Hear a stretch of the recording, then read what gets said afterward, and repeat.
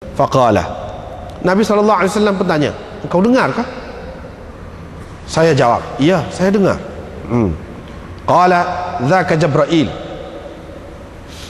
Nabi SAW berkata, itu adalah Jibril.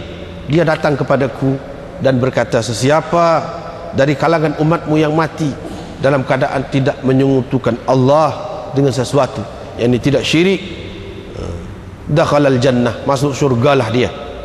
Saya pun berkata, wa in zana wa in saraqa, walaupun dia berzina dan mencuri. Qala, Nabi SAW menjawab, walaupun dia berzina dan mencuri. Diriwayatkan dari Abu Hurairah, Rasulullah SAW bersabda, kalau aku mempunyai emas sebesar bukit Uhud ini, tidaklah aku suka emas itu berlalu bersamaku selama 3 hari dan masih ada lagi sedikit daripadanya bersamaku, kecuali sesuatu yang mahu kusimpan untuk melangsaikan hutang. Babun al-ghina, ghina nafs. Sekali lagi. Baik, kita masih lagi dalam bab tentang dunia, harta benda dunia ni hakikatnya masih lagi di situ. Mula-mula seperti biasa Imam Bukhari dia mari ayat Quran lah, seperti biasa. Maknanya hadis-hadis yang akan dikemukakannya ini, kalau kita perhatikan betul-betul, tidak ada percanggahan dengan Al-Quran, bahkan menguatkan lagi, menjelaskan lagi maksud Al-Quran itu, yaitu, wahai manusia, sesungguhnya janji Allah itu benar. Maksud janji Allah ni kita akan mati, akan ada akhirat, syurga neraka itu. Fala taghurrannakumul hayatud dunya. Oleh sebab itu, janganlah sekali-kali kehidupan dunia ini memperdayakan kamu, menipu kamu. Jangan sekali-kali, sebab kehidupan yang sebenarnya ialah kehidupan akhirat. Dunia ini hanya untuk sementara sahaja. Jangan sekali-kali kehidupan dunia ini memperdayakan kamu. Itu satu, kehidupan dunia. Wala yaghurrannakum billahil gharur. Dan janganlah sekali-kali syaitan memperdayakan kamu sehingga lupa kepada Allah. Jangan. Dua perkara lah yang memperdayakan kita. Satu, kehidupan dunia tu sendiri menarik, kita suka, melekakan kita, melalaikan kita. Yang kedua, adanya syaitan yang sentiasa menggoda kita, hingga kepada firman Allah SWT, min ashabis sa'ir, mana kalau orang yang buat macam tu akhirnya masuk ke dalam neraka lah. Kemudian Imam Bukhari menceritakan sa'ir itu jamaknya, kalau jamaknya su'ur, kemudian gharur. Dalam ayat yang seterusnya yang kita baca tadi, gharur itu maknanya syaitan. Seterusnya Imam Bukhari mengemukakan hadis yang diriwayatkan oleh cucu kepada Sayyidina Uthman bin Affan radhiyallahu anhu, namanya Humran, yang mana Imam Bukhari sebutkan kemudian, yaitu qala Abu Abdullah huwa Humran bin Aban. Anak Sayyidina Uthman namanya Aban. Anak kepada Aban itu namanya Humran. Ini cucu dia lah, cucu Sayyidina Uthman. Dia memberitahu saya, kata Mu'adz bin Abdurrahman, perawi kepada hadis ini, dia kata, saya pergi bawa air semayang kepada Uthman, yakni kepada datuknya Uthman. Ketika itu dia sedang duduk, dia pun ambil air semayang dengan sebaik-baiknya.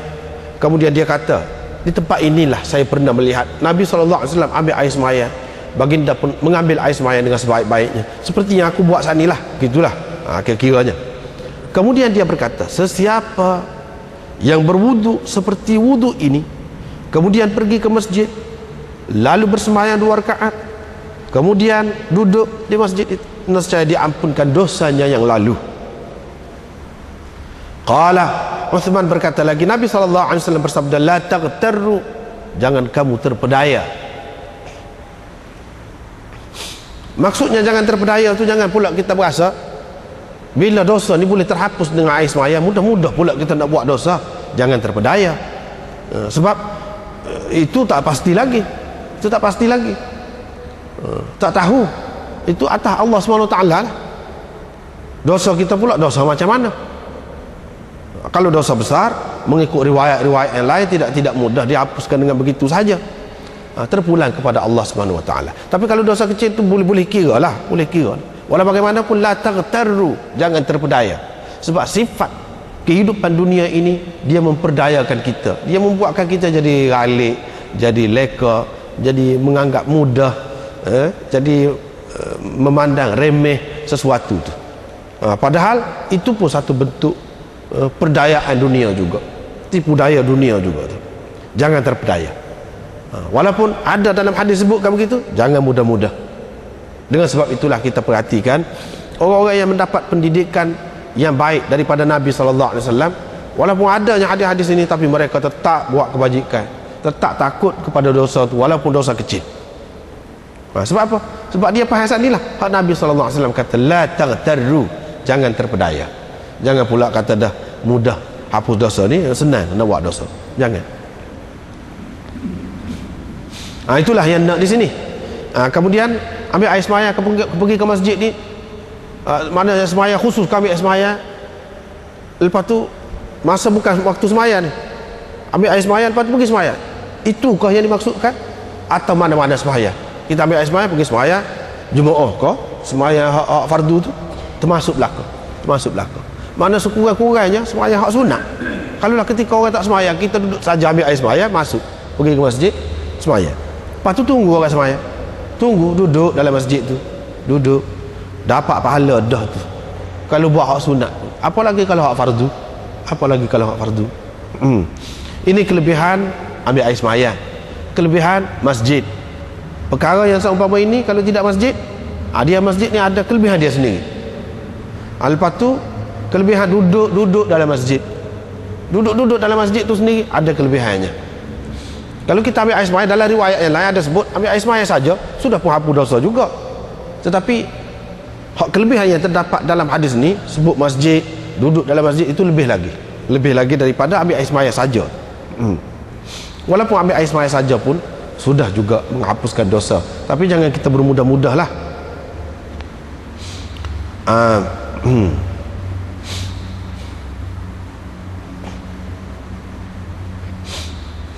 Bab dhahabis salihin, ini bab kepergian ataupun kematian orang-orang saleh.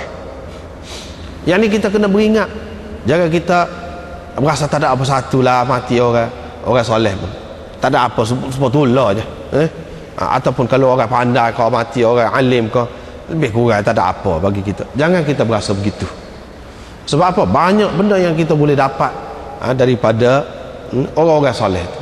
Paling tidak dia berdoa, dia ada, dia tu kehadiran dia tu, dia berdoa pun sampai juga kepada kita, kena juga paling tidak. Apalagi kalau dia buat sesuatu yang melarat kepada kita, yang sampai kepada kita, yang kita boleh ambil manfaat, lebih-lebih lagi lah. Kalau tidak gitu pun, kewujudan dia tu saja sudah mendapat rahmat, membawa rahmat daripada Allah Subhanahu Wa Taala, kerana ada dia. Nabi SAW bersabda, orang-orang yang soleh satu demi satu akan mati. Sumpah orang lain juga moga dia mati juga. Terutama kalau dikaitkan di akhir zaman, di akhir zaman benar, ketika itu orang-orang soleh mati sehingga tinggal hak tak pakar saja. Kalau di hadis ini yang dimaksudkan dalam hadis ini hak akhir zaman itu jelas benarlah hak tu. Kalau tidak begitu pun, maka orang-orang soleh itu tetap ada maknanya, ada artinya dalam kehidupan di dunia ini. Tinggal lagi yang tinggalnya hufalah, iaitu ampas, ampas ataupun antah, seperti antah ataupun ampas syair, bali ataupun tamar, yang mana Allah SWT tidak menghiraukan mereka. Jadi Allah pandang tidak ada nilai, tidak ada harga, tak ada harga. Maknanya di sini hadis ini menunjukkan bahawa yang Allah SWT tengok, Allah SWT bagi nilai dalam kehidupan dunia ni, iaitu apabila orang itu soleh. Dia tidak pandang dari sudut lain, dari sudut orang itu ada harta kau, ada pangkat kau, ada apa, tak ada. Dia tak pandang. Itu semua pandangan orang dunia, pandangan dunia. Pandangan Allah SWT tidak ke situ. Yang dia pandang orang itu orang soleh.